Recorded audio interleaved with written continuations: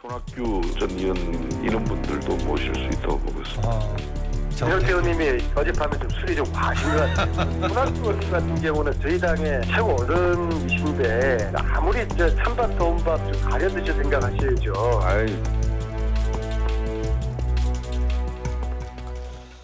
예, 정치권 소식 알아보겠습니다. 근데 지금 여러분 화면에 잠깐 보셨습니다만 손학규 전 대표 얘기가 다시 이제 나오고 있거든요. 근데 그게 뭐냐면 새누리당 비대위원장. 예? 근데 논리가 이거더라고요.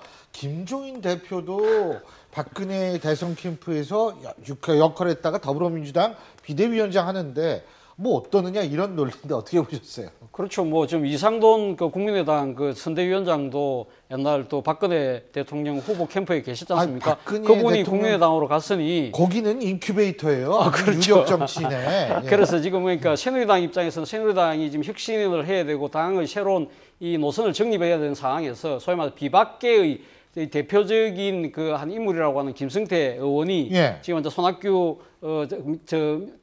더불어민주당의 고문의 영입론을 제안한 거 아닙니까? 뭐 저는 그것이 뭐 그렇게 이 크게 힘이 실린 주장이라고 보지는 않습니다만은 어쨌든 간에 대한민국 정치의 이 지금 웃지 못할 한 코미디 같은 한 장면을 보여주고 있는 것이 아닌가. 아까 뭐 앵커께서 말씀하셨듯이 이 지금 우리 새누리당 쪽에서 야권에 보냈다면 이제는 야권에서 우리 새누리당 쪽 와달라 일종의 뭐 교환도 아니고 말입니다. 그런 상황인데 저는 그런 생각을 해봅니다. 그러니까 지금 그 김성태 의원 입장에서는 비박계가 지금 느끼고 있는 지금 이제 새누리당의 혁신이라는 부분 거기에 대해서 진짜 어떤 식으로든 이 역발상을 통해서라도 뭔가를 조금 좀 타개해보자는 그런 발상에서 나오신 그 말을 하신 것 같은데 저는 뭐 현실성은 그렇게 커 보이지는 않는다 그렇게 봅니다. 그런데요 이번 총선 과정에서 어떻게 보면 정당들이 민의를 대변할 수 있는 그런 기능을 많이 상실했다는 걸 많이 보여줬습니다. 여당이건 야당이건. 그래서 민의를 대변한다기보다는 그 안에서 싸움을 너무 적나라하게 보여준 측면이 굉장히 많았죠. 그리고 또 뭐 여당에 있다가 또 야당으로 가신 분들, 야당에 있다가 여당으로 가신 분들 굉장히 많죠. 그래서 지금 뭐 하이브리드 시대라고 하는데 손학규 전 대표가 이쪽으로 온다고 해서 그렇게 놀랄 기사가 될까? 저는 그런 생각이 들고 차라리 그렇다면 정당도 야구나 축구 리그처럼 무슨 자유계약제로 해서 몸값 높은 선수들 서로 끌어와서 잘 뛰는 정당으로 만드는 게 차라리 더 낫지 않나라는 생각도 드는데요. 총선 과정에서 새누리당은 읍소를 했어요. 울면서 한 번 뭐 더 봐달라 이렇게 얘기를 했었고 더불어민주당은 읍손을 했었죠. 손학규 대표 와달라, 도와달라라고 했는데 그때 안 가셨잖아요. 근데 안 갔는데도 선거에 이겼기 때문에 이제는 손학규 전 대표가 뭐 더불어민주당 가서 설 자리가 별로 없지 않습니까? 그런 측면에서는 손학규 대표가 다시 새누리당 가는 것도 분명히 생각해 보실 수 있다고 생각합니다. 새누리당에서 손학규 대표가 가면 대권 주자 만들어 줍니까? 그런 보상도 없는데 그렇게 움직일 수 있겠습니까? 근데 이제 지금 현재 자리에 이제 김종인 대표와의 갈등설이 끊임없이 나오고 있었고 아마도 지금 이 얘기를 김성태 의원이 모르고서 그렇게까지 한 건 아닌 것 같고요. 지금 어떻게 보면은 그 야권의 분열 자체를 조금이라도 부추길 수 있는 어떤 것들을 만들어내는 모멘텀을 만들어내는 게 현재 새누리당이 외부 관계에서 할 수 있는 유일한 것일 수도 있을 것 같아요. 저는 정인석 원내대표 당선되고 나서 바로 국민의당 찾아가고 또 더민주당 찾아가고 가면서 넥타이 색깔 바꾸고 이런 것도 보면요.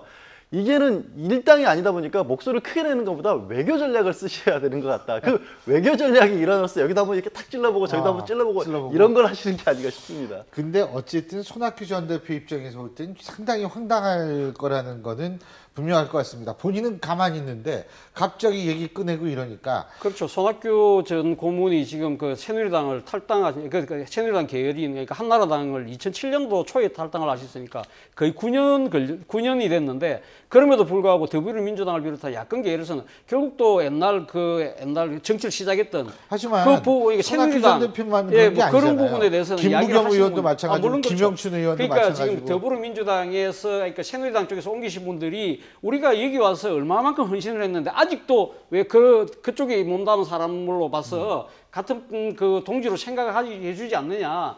그런 이야기를 상당히 많이 들었거든요. 이게 손학규 대표가 그런 멍해를 털기 위해서 진짜 여러 번 헌신을 했지 않습니까? 그런 측면에서 다시 또 지금 이 상황에서 새누리당에 손길을 준다는 것은 손학규 대표의 정치적 앞길을 가로막는 하나의 그런 또 이 장애 요소가 될 수 있는 거죠. 자, 어쨌든 지금 더불어민주당하고 새누리당의 신경전이 좀 상당한 것 같은데요. 중요한 거는 이 더불어민주당의 원내대표로 선출된 우상호 의원이요. 우상호 의원 같은 경우에는 지금 김종인 대표하고도 갈등설이 있습니다만 중요한 것은 오늘 독특한 얘기를 했어요. 청와대와 새누리당에 대해서 이 나름대로 뭔가를 얘기를 할 것처럼 얘기를 했는데 어쨌든 이 우상호 의원 같은 경우에 지금 또 그런 얘기를 했다가 한 발 뺐는데 여러분들이 한번 직접 우상호 의원의 얘기 들어보시죠. 구체적인 건 들은 게 없고요. 여전히 제가 말씀드리는 것은 그 박근혜 대통령 시절에 비정상적으로 국가가 운영되었던 몇 가지 여러 가지 사례들이 있지 않습니까? 바로 잡자는 취지로 말씀드린 것이고 당장 뭐 그걸 가지고 뭐 쟁점을 만들거나 정치적으로 활용할 생각은 없습니다. 아니 그러니까 조응천, 김병기, 예, 이 등 권력 내부의 속성과 잘못된 국정 운영 방식을 낱낱이 아는 분들이 당선돼 우리 당에 왔다. 긴장해야 될 것이다. 제대로 된 국정 기조 아니면 하나씩 터뜨리겠다.